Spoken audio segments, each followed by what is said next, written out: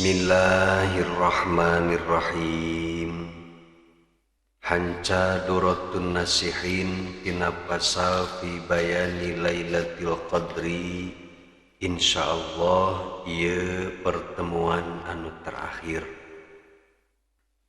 nyaeta bakal nyarioskeun tentang perbedaan ulama ahli tafsir mengenai makna ruh tina ayat Tanazzalul malaikatu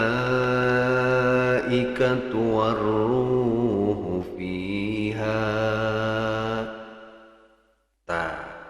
Makna ruh tidinya teh naon ieu diikhtilafkeun ku para ulama. Wahtalafal mufassiruna sareng parantos berbeda pendapat ulama ahli tafsir fi makna ruhi dina ngamaknaan ruh. Qala ba'duhum, parantos nyarios sebagian ulama, huwa Jabrailu alaihi salatu wassalamu, anu dimaksud ruh dina ayat eta nyaeta malak Jibril alaihi salatu wassalam. Wa an Ka'bil Ahbari, sareng numutkeun Syekh Ka'bul Ahbar, anna sidratal muntaha, bahwa di sidratul muntaha fiha malaikatun, eta aya para malaikat, la ya'lamu adadahum illallahu ta'ala, jumlahna eta malaikat anu aya di sidratul muntaha teh henteu aya anu uninga kecuali Allah Subhanahu wa ta'ala. Teras eta para malaikat anu aya di sidratul muntaha teh yanziluna ma'a Jabrail alaihi salam, lungsur sasarengan sareng malak Jibril fi lailatul qadri di maleman al-qadar. Wa maqamu Jabraila fi awsatiha, posisi malak Jibril aya di tengah-tengah para malaikat anu lungsur ti sidratul muntaha teh. Bade naon eta para malaikat teh lungsur? Yad'una lil mu'minina wal mu'minati bi khairin, bade ngadoakeun ka jalma mukmin pameget sareng mukmin istri, mukminin mukminat. Ngadoakeun naon? Bi khairin, bakal ngadoakeun untuk kebaikan eta jalma mukmin sareng mukminat. Wala yatruku alaihi salatu wassalamu ahadan minan nasi illa safahahu, sareng malaikat Jibril henteu ninggalkeun jalma mukmin sareng mukminat saurang oge kecuali berjabat tangan heula sareng eta mukminin sareng mukminat. Sasalaman heula eta malak Jibril teh ka jalma mukmin sareng mukminat, ngan mungkin sasalamanana moal karasa kos urang sasalaman jeung papada urang deui. Kumaha cenah rasana sasalaman sareng malak Jibril?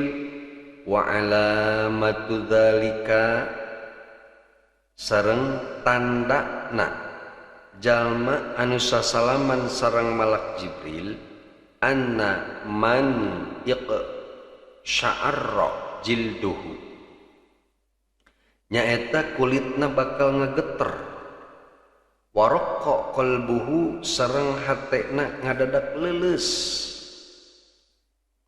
wadama'at ainahu, kemudian air matana ngadadak ngaluarkeun cai soca, bahwa min musafahati Jabrail alaihi salatu wassalam, maka etalah ciri-ciri jalma anu sasalaman sareng malak Jibril.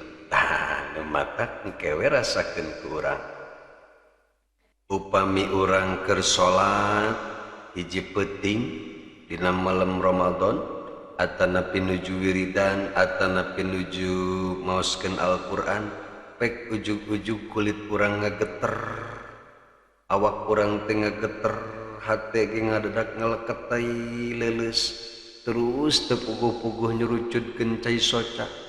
Inget kana dosa sareng ngarepkeun kana rahmat Allah. Nah eta lah ciri-cirina jelema disalami ku Malak Jibril alaihi salatu wassalam.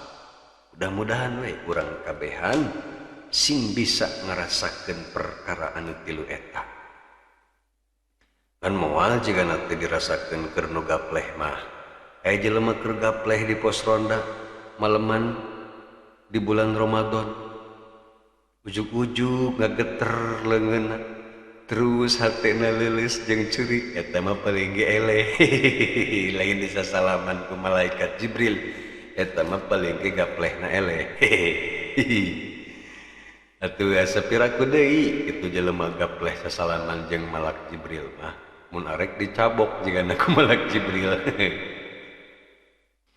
Wa qala ba'duhum, sareng nemutkeun sebagian para ulama, al muradu minar ruhi, ari anu dimaksud ruh tina ayat eta huwa malakun adimun, nyaeta hiji malaikat anu sangat besar.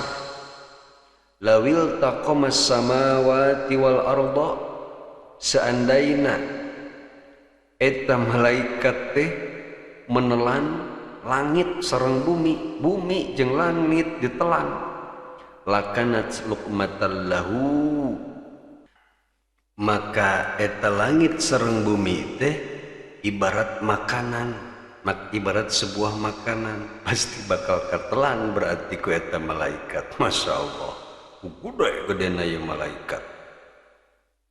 La tarahul malaikatu illa fi lailatul qadri. Ieu malaikat teh teu pernah katingali ku malaikat-malaikat anu lainna kecuali di maleman Al-Qadar.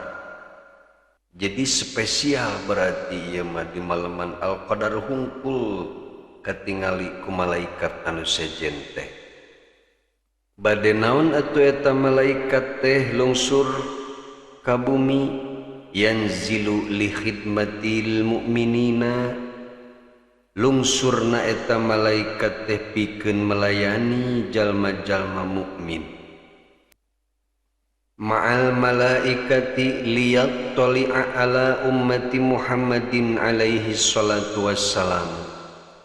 Ieu malaikat anu gede teh turun bersama malaikat-malaikat anu sanesna pikeun memeriksa keayaan umat Nabi Muhammad sallallahu alaihi wasallam. Waqila sareng dicarioskeun deui ku satu pendapat, ta'ifatun minal malaikati la tarahumul malaikatu illa fi lailatul qadri. Anu dimaksud ruh dina eta ayat teh nyaeta segolongan malaikat anu teu pernah diketahui ku malaikat anu sanesna kecuali di malaman Al-Qadar. Persis sareng pendapat anu dieu berarti tamah. Waqila sareng numutkeun satu pendapat, khalqullahi ta'ala, anu dimaksud ruh dina eta ayat teh nyaeta makhluk ciptaan Allah, yakuluna anu sok tuang kos urang biasa sok barang dahar, wayal basuna sareng sok make pakaian, laisu minal malaikati wala minal insi, eta makhluk teh lain malaikat sareng lain jalmi. Dari ai malaikat lain dan malaikat matara barang dahar, jelema ge lain.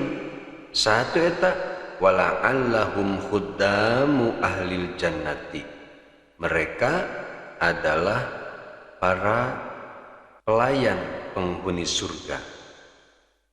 Waqila sareng numutkeun satu pendapat, huwa Isa alaihi salatu wassalam, anu dimaksud ruh tidinya teh nyaeta Nabi Isa alaihi salam. idzir ruhu ismuhu, sebab Nabi Isa teh disebutna ar-ruh, ruhul kudus. Yanzilu muwafaqatan lil malaikati, lungsur eta Nabi Isa teh sasarengan sareng malaikat-malaikat liyat toli'a ala ummati Muhammadin alaihi salatu wassalam, untuk mengetahui keayaan umat Nabi Muhammad sallallahu alaihi wasallam. Waqila sareng dicarioskeun numutkeun satu pendapat, huwa malakun, anu dimaksud ruh dina eta ayat teh nyaeta hiji malaikat, rijlahu tahtal ardis sabiati, dua sampean eta malaikat teh ayana dihandapeun bumi anu katujuh, warasuhu tahtal arsyil a'la, sareng ari mastakana aya dihandapeun aras anu pangluhurna, jangkung berarti. Walahu al-furasim, sareng eta malaikat teh ngagaduhan 1000 mastaka, kepalana aya 1000. A'dhama minad dunya, mastaka eta malaikat teh leuwih gede daripada dunia. Aduh, masyaallah. Wa fi kulli ra'sin alfu wajhin, sareng dina setiap kepala ngagaduhan 1000 wajah. Wa fi kulli wajhin alfu pamin, sareng tina setiap wajah ngagaduhan 1000 mulut.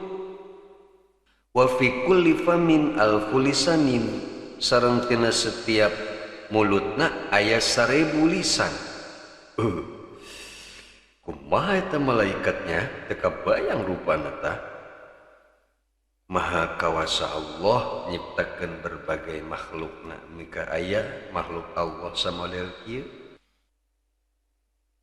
Yusabbihullaha ta'ala bikulli lisanin, dina setiap lisan eta malaikat teh terus-terusan macakeun tasbih ka Allah. Fayanzilu tilkal lailata, maka lungsurlah eta malaikat teh dina eta malaman al-qadar. Wa yastaghfiru li ummati Muhammadin alaihi salatu wassalam, sareng mangnyuhunkeun ampunan pikeun umat Kangjeng Nabi Muhammad sallallahu alaihi wasallam. Tafsirut Taisiri ieu dikutip dina kitab Tafsirut Taisir. Wa qala ba'duhum, sareng nyarioskeun deui sebagian ulama, al muradu minar ruhi, ari anu dimaksud ruh dina eta ayat teh ar-rahmatu, nyaeta rahmat.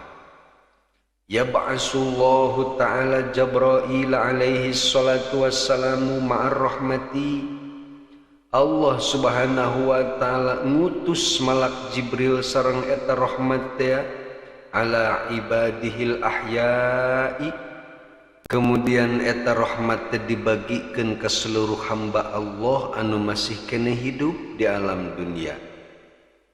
Saparantosna eta rahmat dibagikeun ka seluruh hamba Allah anu masih keneh hidup, patafdulu minhum, maka eta rahmat teh masih keneh nyesa. Fayaqulullahu, kemudian Allah nyarios, ya Jabrailu, wahai malak Jibril, iqsimil baqi alal amwati, bagikeun eta rahmat anu nyesa teh ka jalma-jalma mukmin anu tos maraot. Fayabdulu, saparantosna dibagikeun ku malaikat Jibril eta rahmat teh ka jalma-jalma nu maot, ternyata masih keneh nyesa.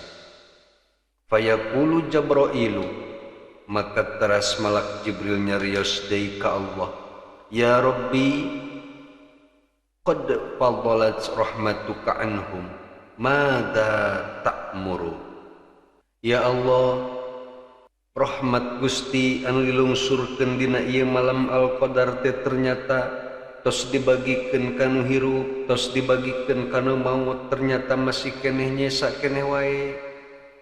Terus naon deui ayeuna anu bakal diparentahkeun ku Gusti ka abdi. Fayaqulullahu ta'ala, kemudian Allah subhanahu wa ta'ala nyarios, ya Jabrailu, wahai malak Jibril, khazainu rahmati mamlu'atun. Wahai Jibril, gudang-gudang rahmat kaula masih keneh pinuh. Faqsimil baqi alal kuffari fi daril harbi, bagikeun we eta leuwihna ka jalma-jalma kafir anu cicing di negeri musuh. Masya Allah, maha rahman rahimna Allah. Jalma kafir ge masih kene kabagian rahmat Allah di alam dunia mah. Atuh komo urang meureun sebagai jalma mukmin, mudah-mudahan we sing kabagian ku eta rahmat Allah subhanahu wa ta'ala. Fayaqsimu Jabrailu, maka kemudian ngabagikeun lah eta malak Jibril teh alaman ulima ka jalma-jalma anu tos diketahui, nyaeta ka jalma kafir anu cicing di negeri musuh teh, annahu yamutu musliman, maka eta jalma kafir anu meunang rahmat di malaman al-qadar teh bakal maut sebagai muslim. Mentak teu aneh sanajan Islam dihina dikitu dikieu ge, tapi alhamdulillah anu asup Islam mah semakin banyak aya wae. Sekalipun di negara Amerika anu lolobana cenah kafir, tapi saeutik-saeutik anu asup Islam terus-terusan bertambah. Iyalah salah satuna rahmat Allah subhanahu wa ta'ala. Keterangan ieu dikutip ku Syekh Utsman dina Syahzadah. Walhamdulillahi rabbil alamin. Pembacaan kitab Duratun Nasihin tina majlis ka 73 anu nerangkeun tentang keutamaan malam al-qadar parantos khotam, parantos beres. Mudah-mudahan kalawan wasilahna diaoskeun ieu pasal sing janten sabab wasilah lungsurna rahmat Allah ka pengarang ieu kitab oge sareng ka urang sadayana anu maoskeunana sareng anu ngupingkeunana. Oge sim abdi nyuhunkeun dihampunten saageng-agengna, pastina tikawit dugi ka akhir sim abdi maoskeun ieu kitab tangtosna aya kesalahanana. Mudah-mudahan sadayana ngupingkeun sing kersa ngahampunten ka sim abdi oge pamudah-mudahan ku Allah subhanahu wa ta'ala kesalahan eta diampuni, sareng upami teh mah aya leresna. Mudah-mudahan sing janten ilmu anu manfaat sareng sing janten amal soleh. Amin ya Allah ya rabbal alamin. Bismillahirrahmanirrahim. Alhamdulillahi rabbil alamin wal aqibatu lil muttaqin wassalatu wassalamu ala rasulina Muhammadin wa alihi wa sahbihi ajma'in. Allahumma nazzim ahwalana wa hassin af'alana wa khallisna min alamil faqri wal dhulli wa asimna minal bala'i wal waba'i wal ta'un wa min syururil a'da'i wasyayatin wan nafsil ammarati bis-su'i. Allahumma yassir lana al-intidama fi jami'il umuri ad-diniyyati wad-dunyawiyyah wa hassil muradana bil khair wa hassil muradana bil khair وحسن مرادنا بالخير. اللهم بعدنا من الشر والعصيان. اللهم إنا نعوذ بك من جهل البلاء ودرك الشقاء وسوء القضاء وشماتة الأعداء.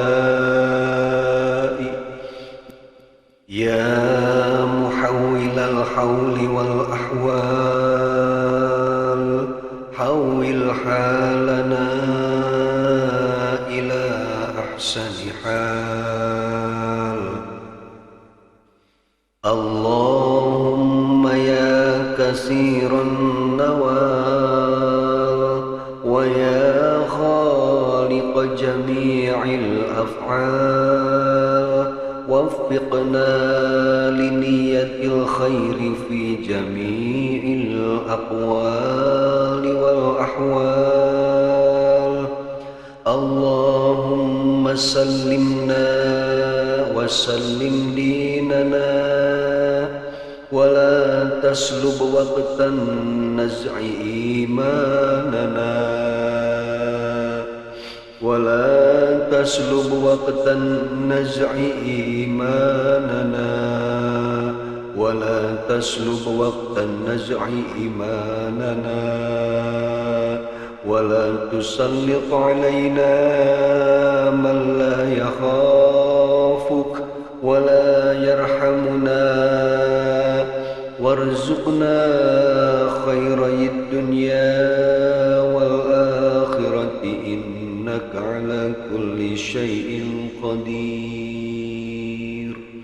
ربنا آتنا في الدنيا حسنة وفي الآخرة حسنة وقنا عذاب النار وقنا عذاب النار وقنا عذاب النار.